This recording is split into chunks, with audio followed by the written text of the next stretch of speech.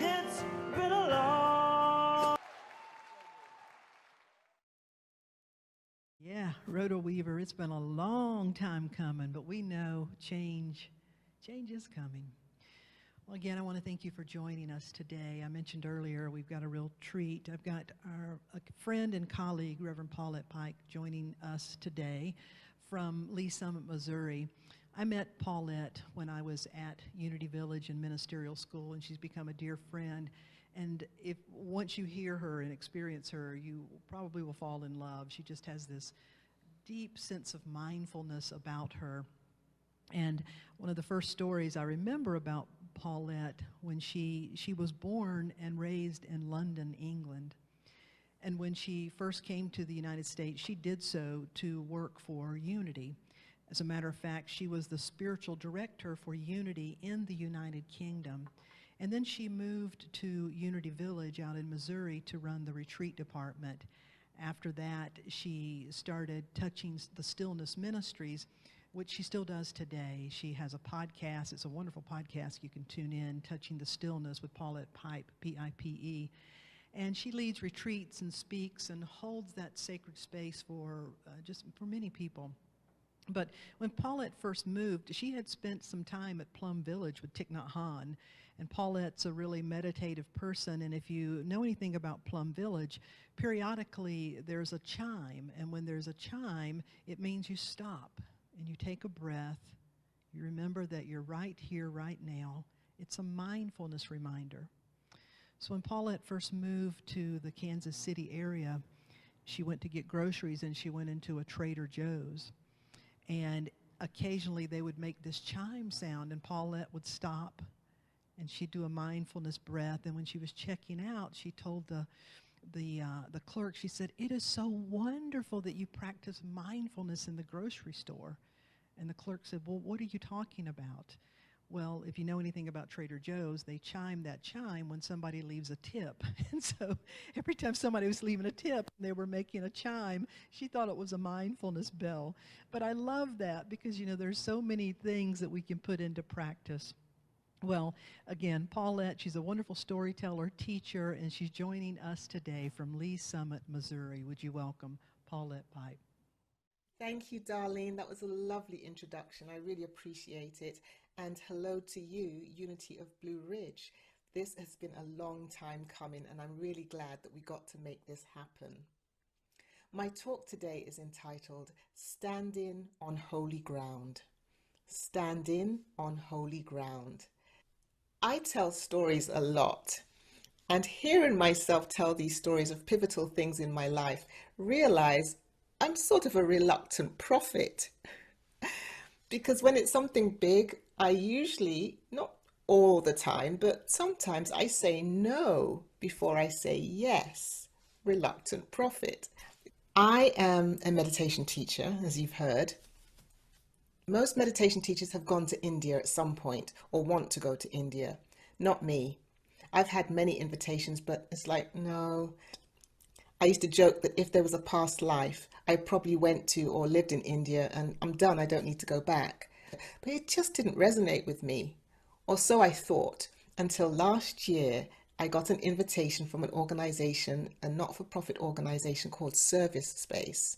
And I knew the founder, Nipun Mehta, and he was inviting me to join a group of 40 people to come to Ahmedabad in India for a Gandhi 3.0 retreat.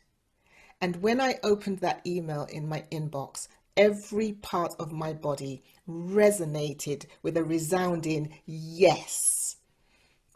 Fast forward to January, everything fell into place, and I arrive in India for this 10-day retreat that begins with, well, it's 10 days altogether, but for the first 5 days was an immersion program so that we could get over our jet lag and see some of the sights.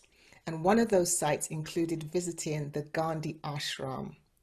So this Gandhi Ashram is, it's like a museum itself, It's not residential anymore, but it's where Gandhi had this community. And it includes a prayer garden where he and his ashram community would go twice a day to pray.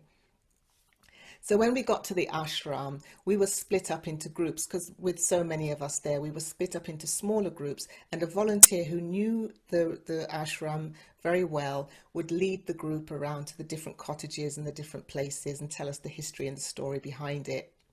And I was in the group with Nemo. Now, I'm a bit of a fangirl because I play Nemo's music on my podcast, my Touching the Stillness podcast. So I was really excited to be in his group. So everywhere we went, before we left that place, after we'd heard the history and the information about the place we were visiting, he would invite us to just pause for a minute of silence. And we did that everywhere. And then we got to what's called the heart of the ashram, which was Gandhi's actual residential home. And when we went in there, there was already a group in there. They were meditating and he showed us around. But I went back outside because everywhere you go in India, when you go inside, you take your shoes off. And in this heart of the ashram residence was this concrete slab. It was like slate and it was so cold that I decided, oh no, I need to go outside and put my shoes back on and warm up a bit. So I did that. I was outside with one of my colleagues, and then Nemo called us back in. When that meditating group had left, he called us back in for a meditation of our own.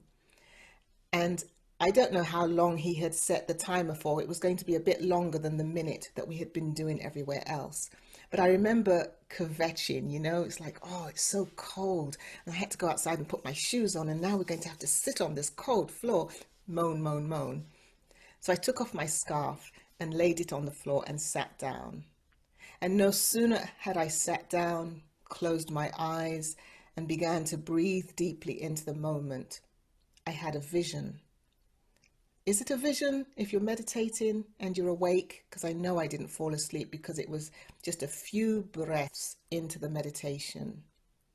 And as I closed my eyes and breathed, I had this sense that the entire space filled up with energy, like the energy of pure beings. And they were behind me. I could feel them surrounding me where I sat with my back to the Gandhi spinning wheel. And I just felt it fill up with energy as if there were other people in the room in addition to our very small group. And then I saw this image of Gandhi coming towards me. Not the emaciated Gandhi that we see in the pictures, but he was dressed in white and he had the glasses on and he had his stick and he came towards me. And he took me by the elbow, just like between my elbow and my wrist, and asked me to stand up. And it's like, am I making this up? Am I hallucinating? Then I heard him say again, stand up. Stand up, look behind you, look at the support you have behind you. And no sooner had this happened than the timer went off and the meditation was over. I was just shaking and I was thinking, oh my gosh, did I make this up? Is this wishful thinking? What's going on? And I need to go center myself. I need a sign. I need to center myself and I need a sign to know if I made this up or if this is real.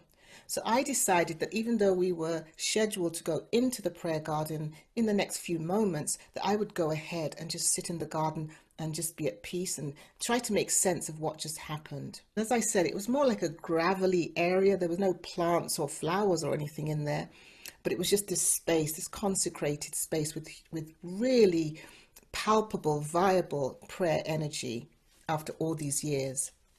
So anyway, I went and I sat on one of the ledges, and as soon as I sat down, I broke into tears and I started to cry, ugly tears.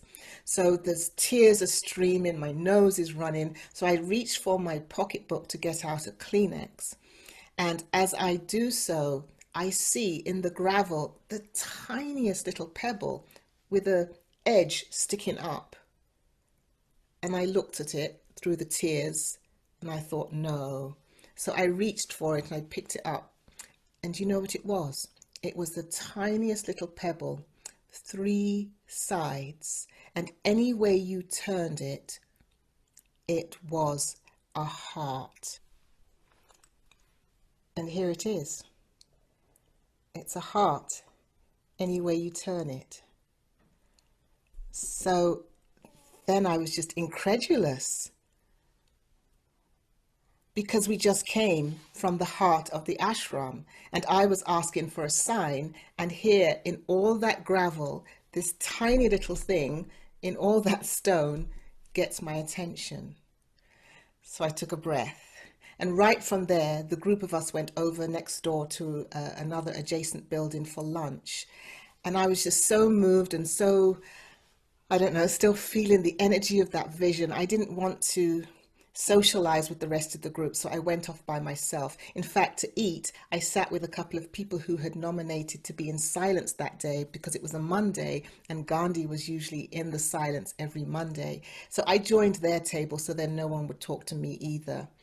When the meal was over, I went aside and sat in this other prayer garden area and just hung out there by myself. And one of the volunteers came over, Kishan, to sit with me, because he could see that I had removed myself from the group and it wasn't like me. So he just came to check in. So I said, you know, something happened when we were at the Gandhi Ashram, and I really don't want to talk about it right now, but it really moved me, and I don't know what to do with it, but I don't want to talk about it. And he said, that's fine. And we just carried on with some small talk.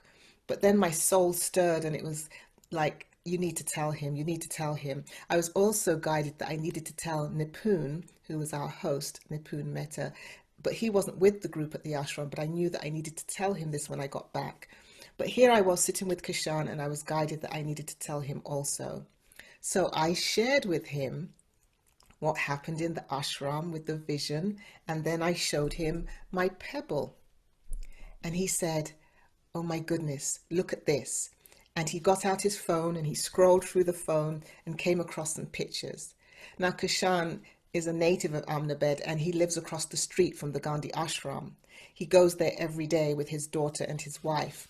So he said that. He said, I go to the ashram every day, and yet I have never seen this.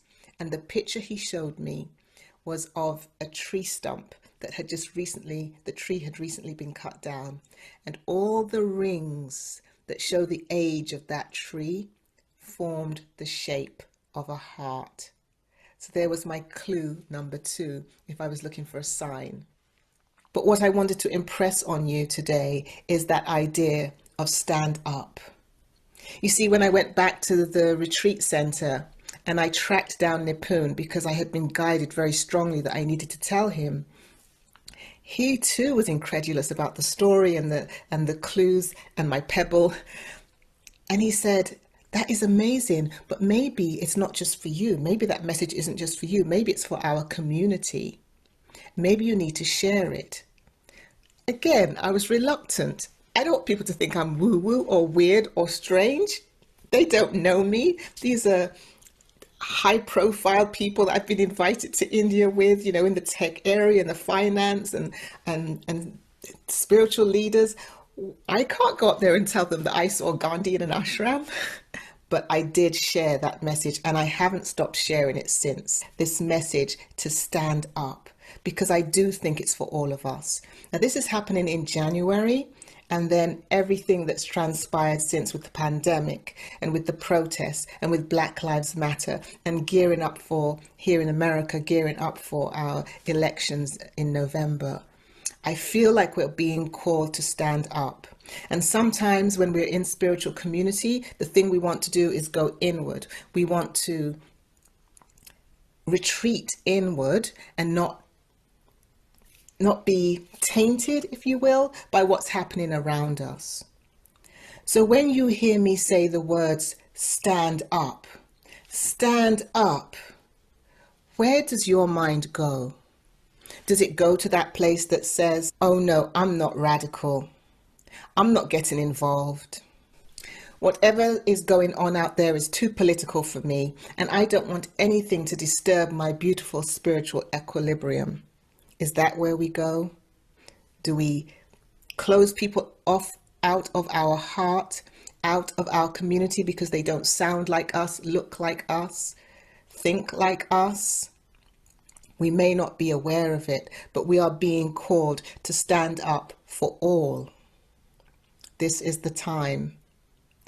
To stand up calls for courage, and the word courage comes from the Latin heart, And here I was just talking about the heart of the ashram. Here we are being asked to stand up and have courage. There are different kinds of courage. Remember the story of Moses? When he was at the burning bush, he was asked to remove his shoes because the place where he stood was holy ground. And the courage he was being asked to call forth or to tap into was spiritual courage. And even moral courage, where he needed to stand up for a group of people. But he went to that place like, yeah, they might be my people, but I've never met them. I don't know them. I'm not going to put my life on the line for them. He was a reluctant prophet. He was being called to stand up for these people who were being unfairly treated, ostracized, enslaved. And at first he was saying, no, don't send me, send Aaron. And yet he was standing on holy ground, being given this holy assignment. Do you know that right where you stand is holy ground, and you too are being given this assignment to stand? So as I said, there are different kinds of courage. I mentioned moral courage. Moral courage is where we're being asked to do the right thing. We're being asked to do the right thing even if it's not popular or others may disapprove. We stand up anyway. There's also social courage, where we're being asked to take the risk of being embarrassed or ostracized because we're taking a stand. But we stand anyway, especially if it's on the side of justice, if it's on the side of right, if it's on the side of kindness. And then there's the spiritual courage that I mentioned that is fueled by our faith, where we are grappling around some action that we're being asked to take. It calls for spiritual courage. And then there's emotional courage, where we have to tap into deep emotional feelings that we may not want to face. We may want to bury our head, bat those emotions away and pretend that they don't exist, because we don't want to be with the discomfort or what feels negative.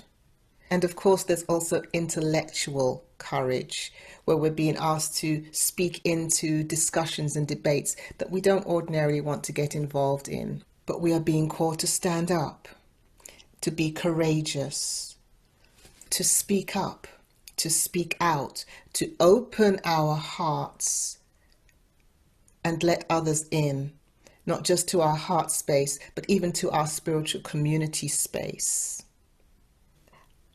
I came across this, and it comes from Judith Orloff.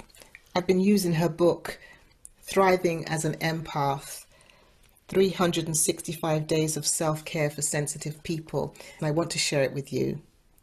It's cultivate courage, cultivate courage. And the reading says, courage neutralizes fear. It imparts the clarity and strength you need to surmount obstacles. Courage puts you intuitively in the zone and in touch with greatness. This doesn't necessarily mean that you're without fear, but rather that you feel the fear and proceed anyway. To conjure courage, it helps to remember brave people whom we admire. She says, I focus on Nelson Mandela, Martin Luther King Jr., and His Holiness the Dalai Lama. Their courage fortifies me. She says, I agree with music icon Joni Mitchell when she says she's drawn to people who aren't afraid. You too can identify people from whom you gain strength. Reflect on a situation in which you were courageous. Perhaps you followed your intuition and chose a job that intrigued you despite others' opinion. Or you stood up for a friend in need. Maybe you just got yourself to go to work when you were feeling down. All courageous acts matter. Keep cultivating courage and rejecting fear. Spirit is always there to support you. Keep cultivating courage and rejecting fear. Spirit is always there to support you. So I mentioned just now Moses. Let's fast forward to Moses having rescued the people of Israel from Pharaoh. He's now standing with them at the edge of the Red Sea. And they're quivering in their boots, the people of Israel, because behind them is Pharaoh's horse-drawn chariots chasing behind them, gaining on them, and in front of them is the sea. So they're going to die either way, certain death. Either they're going to be captured and taken back or die at the hands of Pharaoh's army, or they're going to drown in the sea. But the reluctant prophet has taken that big step, that step that once he was afraid of, but now he is standing up and standing in his power. And what does Moses say to them? What do you mean it's a bit muddy? Oh no, that's not right. That was on a birthday card. What he says to them is, stand still and see the salvation of the Lord. Stand still and see or witness the salvation of the Lord. And this is right before he takes the staff that he has in his hand and lays it in front of the ocean, which parts and creates a path for them to walk through. There's a clue in that. We, when we are being called into these big acts or small acts of courage where we stand up for something so we don't fall for anything, with that comes the invitation to be still. To be still and know, to be still and witness, to stand still and wait for the next act, the next step to be revealed. Reject the fear, cultivate courage, and trust that the Spirit of God is on hand to support us through whatever it is we are being called to stand up to, stand up for, stand upon. If we wish to see, feel, experience, and express more compassion, stand compassionately on the right side of equality, justice, inclusivity. Support those who have no voice. Stand up for those who have no voice. Stand up and remember that wherever you stand is holy ground. Namaste. And so I'd like to now take this idea into our time of meditation.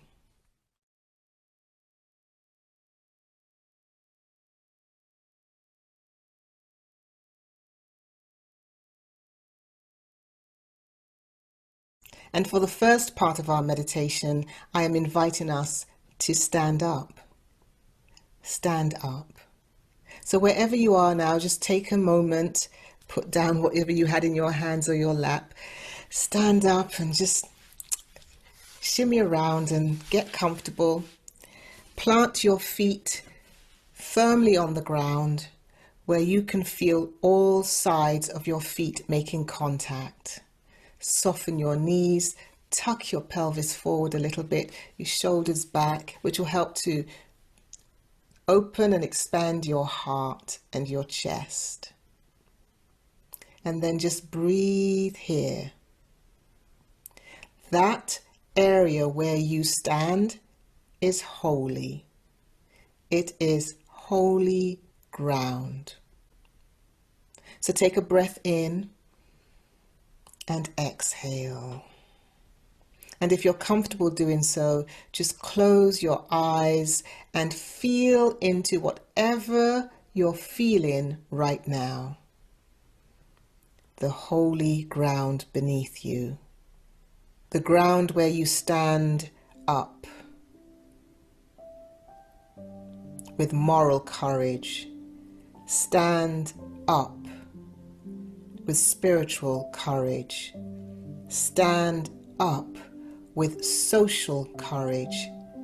Stand up with emotional courage. Stand up with intellectual courage. Breathe in and breathe out. And remember just how courageous you are, and that you do not have to stand alone or stand up unsupported. Everything you need is provided, is around you, is available for you. Just be still. Stand still. See, know, and experience the salvation of the Lord. That freedom, that conviction, that right idea, that right response.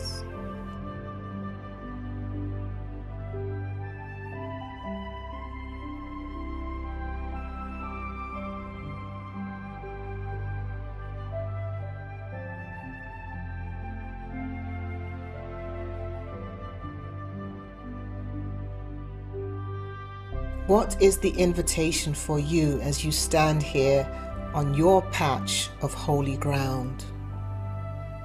What is being asked of you?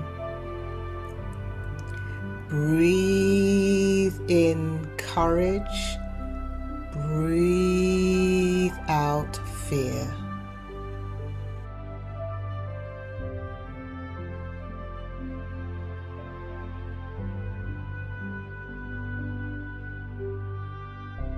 What one step is your soul calling you to take that hitherto you have been reluctant or resistant to adhering to? Breathe in courage. Exhale fear.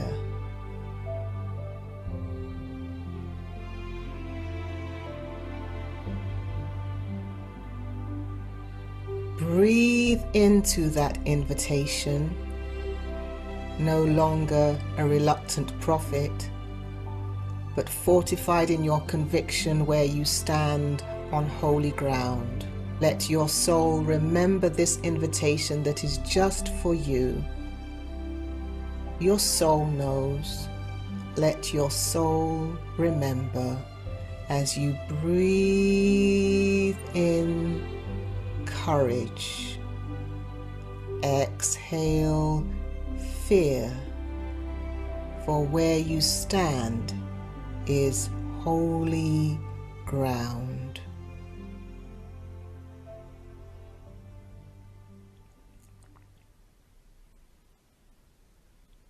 Take a breath in and exhale, and then just take a seat.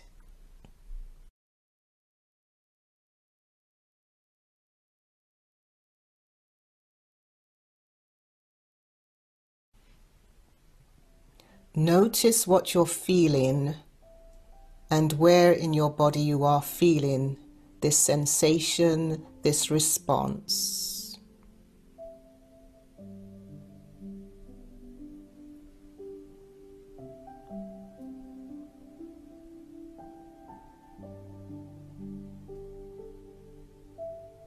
Continue to breathe deeply, breathing in courage, exhaling fear, as we become still and know, still and listen to witness the divine ideas that are calling us forth into sacred action.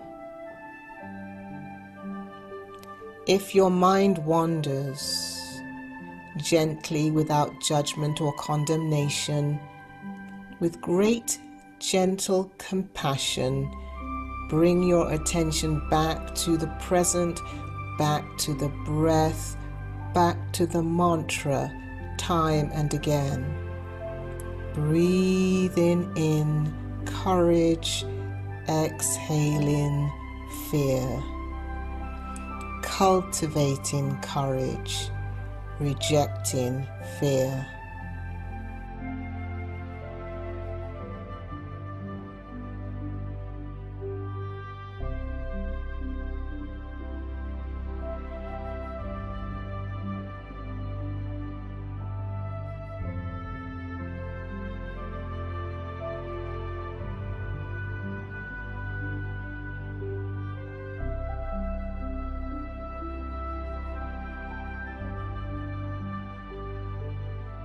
Remember that as you stand, as you prepare to make that first step forward on the side of good, the place where you stand, the place where you wait, the place where you listen is holy ground.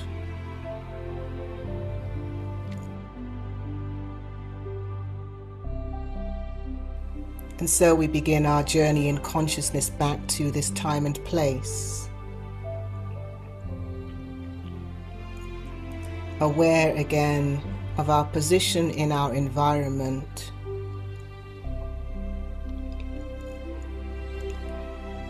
Our clothing around us.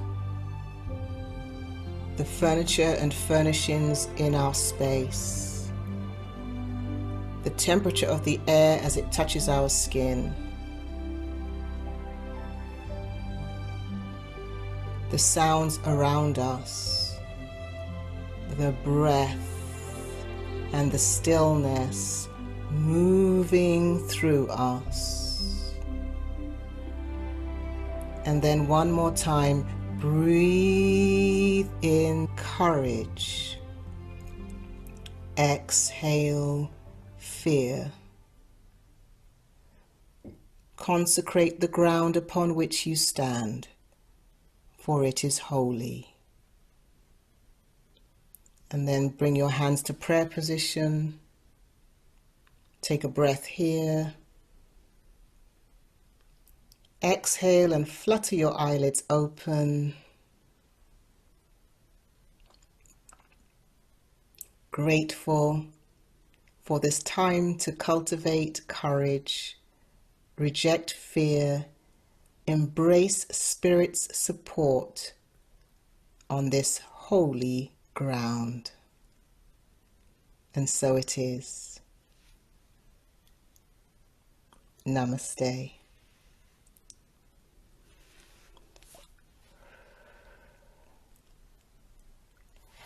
Again, thank you, Reverend Darlene, for this opportunity to be present here with your beautiful spiritual community.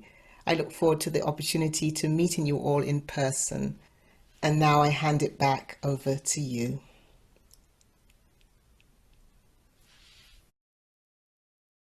Oh, my friend Paulette, thank you. Just as a way of putting me in this, right in the center of my being. I love that. Cultivating the courage and, that reminder that we are standing on holy ground. There's a beautiful song that says that we are standing on holy ground.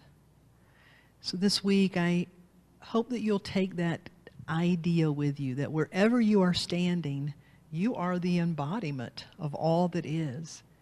And you are standing as holy ground on holy ground. I want to thank you again for being with us. I want to thank you for your continued support, your cards, your letters.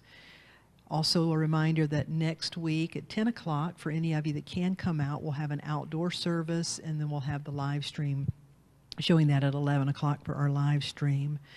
So it's been wonderful to have you joining us today. We want to send you off with a song, another song by Rhoda Weaver that says, I've got a feeling everything's going to be all right.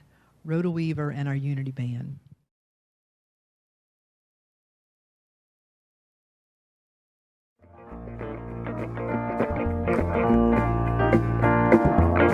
Y'all can clap.